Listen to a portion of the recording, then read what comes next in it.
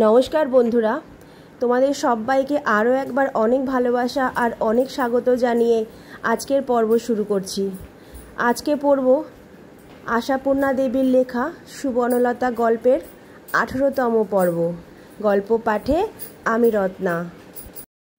মুক্তকেশের মুখেও একটু হাসি ফুটে ওঠে, তবে সেটা গোপন করে তাড়া দিয়ে ওঠেন, মরণ আর কি, হেসে মরছিস যে। তারপর কপাটের শিকলটা খুলে দেন সরাত করে। রান্নাঘরের মধ্যে বসে কুটনো কুটছিলেন শ্যামা সুন্দরী। মুক্তকেশী ঢুকতেই বাটিটা ঠেলে রেখে উঠে দাঁড়ালেন। মেয়েটা আর একবার হেসে ফেলে পরনের বউপাগলা শাড়িখানা আঁচলটা মুখে চাপা দিয়ে বলে, মামি ঠাকমা বুঝি দুষ্টুমি করছিলেন, তবে জ্যাঠামশাই শাস্তি দিয়ে গেছেন। শ্যামাসুন্দরী এ হাসির উত্তরে হাসেন না, বিরক্তি কুঞ্চিত স্বরে বলেন, দুষ্টুমি কেন, জন্ম জন্ম মহাপাতক করেছিলাম, তাই তো এত শাস্তি ভোগ করছি। মুক্তকেশী মেঝে বসে পড়ে বলেন, হলো কি? কি হলো তা জানে জম। আদালতে আজ নাকি মামলার দিন আছে, তাই আমার মাতৃভক্ত সন্তান মায়ের পাদদক্ষে যাত্রা করবেন। মুক্তকেশী মামলা সম্পর্কে কিছুটা অবহিত আছেন। দেশের জমিজমা নিয়ে মায়ের নামে মামলা ঠুকে বসে আছে যোগু। জমিজমা বাগান পুকুর আছে বেশ কিছু, সব জ্ঞাতিরা খাচ্ছে, তাই শ্যামাসুন্দরী সেই জ্ঞাতি ও দেওর ভাসুরপদের করার নির্দেশ দিয়েছেন। এই জবরদখলটি ত্যাগ করে তোমরা মানে আমাদের প্রাপ্য অংশের টাকাটি ফেলে দাও। যোগু মাকে চোখ রাঙিয়েছে, বলি প্রাপ্য কার, তোমার না আমার? ওসব তো আমার ঠাকুরদার বই, তোমার ঠাকুরদার তো নয়। তুমি পরের বাড়ির মেয়ে, উড়ে এসে জুড়ে বসে রমানাথ মুখুজ্জের ভিটে থেকে তার বংশধরদের তাড়াবার কে হে? অতঃপর মায়ের বেটার লেগে গেছে লাগ ঝমাঝম, ফলশ্রুতি নালিশ। শ্যামাসুন্দরী দেবী জগন্নাথ মুখুজ্জের ন্যায্য সম্পত্তির উপর অনধিকার হস্তক্ষেপ করেছেন। মুক্তকেশী জানেন একথা, কিন্তু দরজা বন্ধের ব্যাপারটা রহস্যজনক, তাই হেসে ফেলে বলেন, মায়ের সঙ্গে মামলা লড়ে মায়ের পাদদক জল খেয়ে জিততে যাব? তা বেশ, কিন্তু ছেকল কেন? শ্যামাসুন্দরী উত্তর দেবার আগেই পিছন থেকে উত্তর দিয়ে ওঠে শ্রীমান যোগু। বাজখাই গলায় বলে ওঠে, শেকল কেন? বলুক, ওই নিকষা বুড়ি নিজেই বলুক না ছেকল কেন। একদণ্ড পুজোয় বসেছি, অমনি ননদের কাছে ছেলের নামে লাগানো ভাঙানো হচ্ছে, কেমন হ্যাঁ? যোগু একটা তাচ্ছিল্যের হুঙ্কার ঝাড়ে।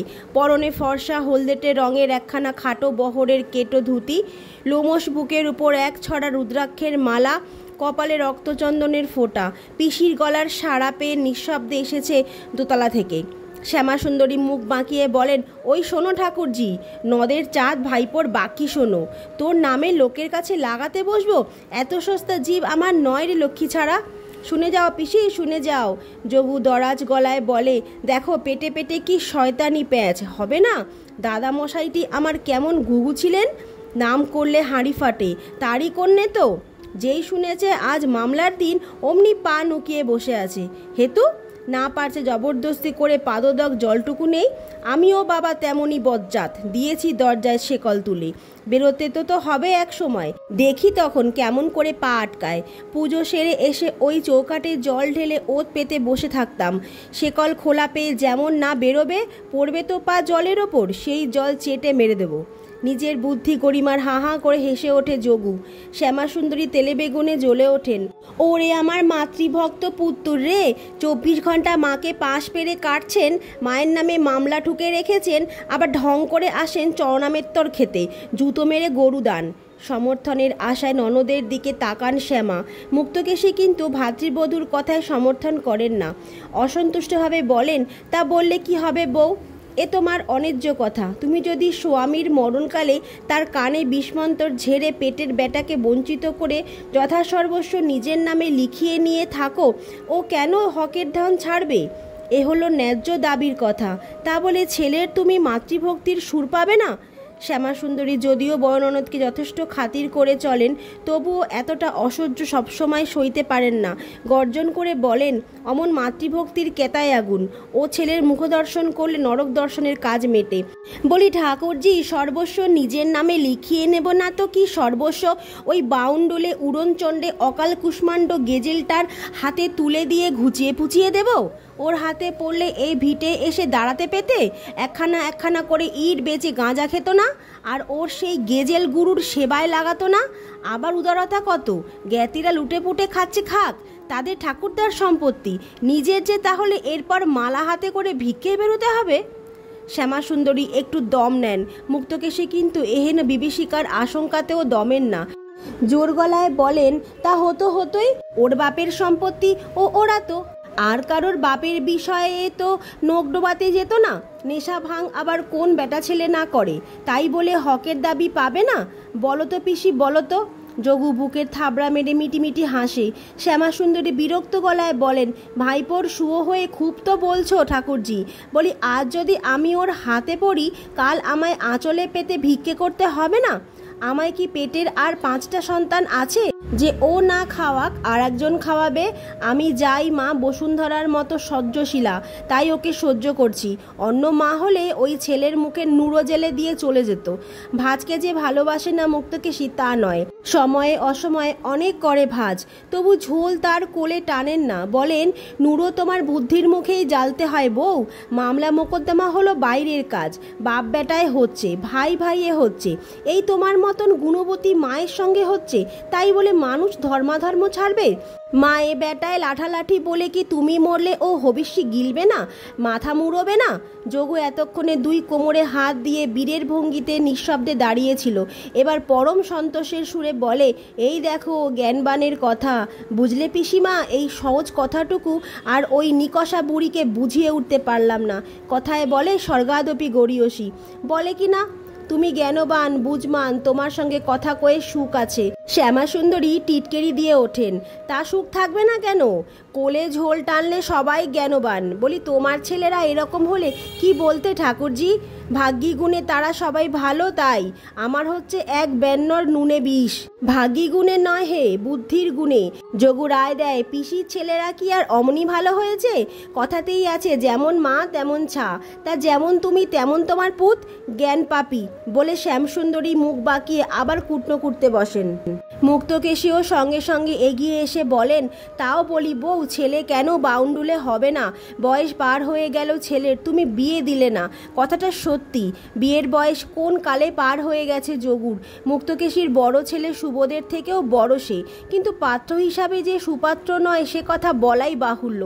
লেখাপড়ায় জলাঞ্জলি দিয়ে ছেলেবেলা থেকে কেমন করে যেন গাজার আড্ডায় ভিড়ে পড়েছিল, আবার এখন এক অবধূত বাবার শিষ্য হয়েছে। মুক্তকেশী আগে বহু চেষ্টা করেছে হাল ধরতে, কিন্তু নৌকো ঠেলে নিয়ে যেতে সক্ষম হননি অবশ্য যোগুরই প্রবল প্রতিবন্ধকতায়। তবুও তিনি যখন তখন ভাঁজকেই দোষী করেন, এখনও করলেন। বয়সে ছেলে সবসময় বেথা না হলে। থামো ঠাকুরজি, ও কথা মুখে এনো না আর। শ্যামাসুন্দরী গুরুজনের সম্মান ভুলে হুঙ্কার দিয়ে উঠে বলেন, নিজের তো ওই এক ভূত বিয়ে জ্বলে পুড়ে মরছি, আবার কি পরের মেয়ের কপালে তেঁতুল গুলতে সেই ভূতের বিয়ে দেব? পাগল তো হইনি এখনো। প্রশ্নটা তমাদি হয়ে গেছে। তবু মুক্তকেশী অসন্তুষ্ট স্বরে বলেন, তার মানে তুমি চাও আমার বাপের বংশটা লোপ পাক? পেলে আর কি করছি কি? শ্যামাসুন্দরী বলেন, কত রাজা বাদশার বংশ লোপ পাচ্ছে, তবে আর কি? লোকের গলা কাটা যাচ্ছে তো আমার গলাটাও কাটি। তুমি না দাও, এবার যোগুর বিয়ে আমি দেব। বলতে কি সেই উদ্দেশ্যেই আসা আজ। গঙ্গার ঘাটে এক মাগি কেঁদে পড়ল, বলে গলায় গলায় আইবুড়ো মেয়ে, ইচ্ছে হয় যে গলায় দড়ি দেই। দিদি যদি একটা পাত্তর টাত্তর দেখে দেন। আমার মনে এলো যোগুর কথা, এখনও যদি ধরে করে একটা বিয়ে দিতে পারা যায়। যোগু বলে ওঠে, এই দেখো পিসির দুর্মতি। বলি, নিজেই তো বলে মরো, ছেলেগুলো তোমার সব বউয়ের গোলাম হয়ে আছে, বউরা কান ধরে ওঠাচ্ছে বসাচ্ছে, আবার এই হতভাগার কানের মালিক আনার চেষ্টা কেন? মুক্তকেশী সহাস্যে বলেন, শোনো ছেলের কথা, আগে থেকেই বুঝি গোলাম হয়ে বসেছিস? বলি, সবাই তা হবে কেন? বউকে পায়ের পাপোশ করে রেখে দৃষ্টান্ত দেখা তুই? দেখাবো বললেই দেখানো হয়। যোগু বিচক্ষণের ভঙ্গিতে বলে, এই বিড়ালি বনে গেলে বন বিড়াল হয়, বুঝলে পিসি? তার উপর আবার আমার রক্তে আমার বাপের গুণ। বটে রে হতভাগা পাজি বাদর। শ্যামাসুন্দরী ফিটফিটিয়ে ওঠেন, দূর হ আমার সম্মুখ থেকে। মরা বাপকে গাল দিচ্ছিস লক্ষ্মী ছাড়া, নরকেও ঠাঁই হবে না তোর। নরকে ঠাঁই চাইতে যাচ্ছে কে? যোগু বুকে আর একটা থাবর মেরে বলে, সজ্ঞ থাকতে নরকে যেতে যাব কি দুঃখে? মরণকালে মা করে মরব, মাতৃ নামে তরে যাব। তবে ওই বিয়ে টিয়ের কথা কইতে এসো না পিসি, বিয়ে করেছি কি গোল্লায় গেছি। তা যা বলেছিস। মুক্তকেশী সহসা নিজ যুক্তি বিস্মিত হয়ে একগাল হেসে বলেন, তা যা বলেছিস, এ ছোড়া দেখছি না পড়েই পণ্ডিত। বলেছিস ঠিক, আমার ছেলেগুলো কি আর মনীষী আছে? বিশেষ করে পেবোটা, যেটা নাকি সবচেয়ে ডাকাবুকো ছিল, সেরে ভেড়া হয়ে বসে আছে।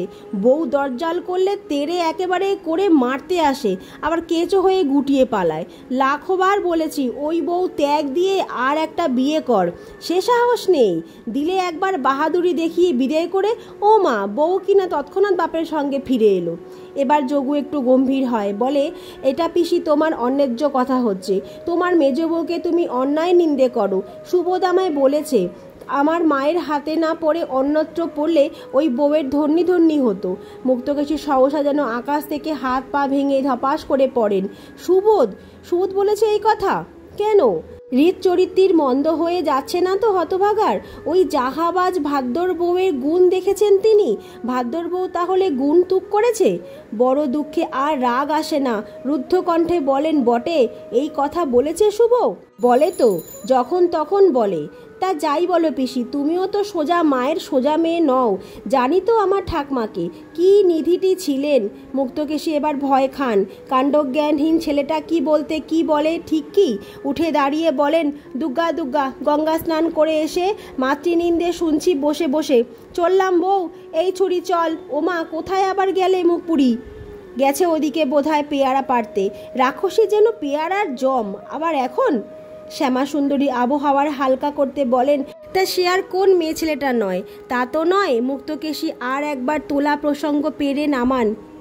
এই তো বললে তো, আমার মেজে বৌমার কাছে গিয়ে বলো, শুনবে পেয়ারা খেলে নাকি পেট কামড়ায় ওর ছেলে মেয়েদের। চাপিটাকে সঙ্গে আনা বন্ধ করেছি কি সাধে?